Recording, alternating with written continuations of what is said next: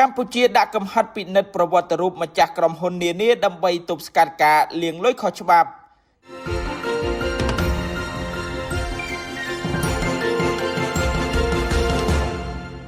ដើម្បីបញ្ជាឲ្យបាននៅបទល្មើសលាងលុយកខ្វក់ឬលុយខុសច្បាប់ក្រសួងពាណិជ្ជកម្មបានប្រកាសចាប់ផ្ដើមត្រួតពិនិត្យប្រវត្តិរូបឬព័ត៌មានផ្ទាល់ខ្លួន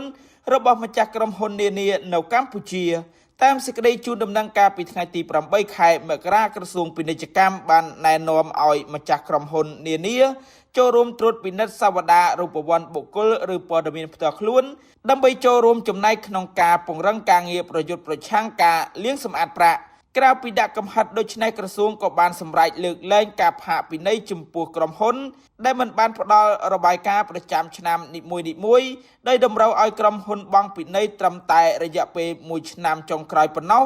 ក្នុងអំឡុងពេល60ថ្ងៃចាប់ពីថ្ងៃទី10មករាឆ្នាំ2026តទៅក្នុងករណីក្រុមហ៊ុនមិនអនុវត្តតាមលក្ខខណ្ឌនិងការបដិឆេទកំណត់ខាងលើក្រសួងនឹងចាត់ទុកជាក្រុមហ៊ុនអកម្មដែលអាចប៉ះពាល់ដល់ការចុះបញ្ជីនិងសិទ្ធិនានារបស់ក្រុមហ៊ុនដែលបានកំណត់ក្នុងច្បាប់មិនតែប៉ុណ្ណោះក្រសួងពាណិជ្ជកម្មបានសង្កត់ធ្ងន់ថាគោលការណ៍នេះនឹងចូលរួមដល់ការលើកកម្ពស់បរិយាកាសអាជីវកម្មនៅក្នុងប្រទេសកម្ពុជាក៏ដូចជាជំរុញការអនុវត្តច្បាប់ពាណិជ្ជកម្មនិងការចុះបញ្ជីពាណិជ្ជកម្មឲ្យមានប្រសិទ្ធភាព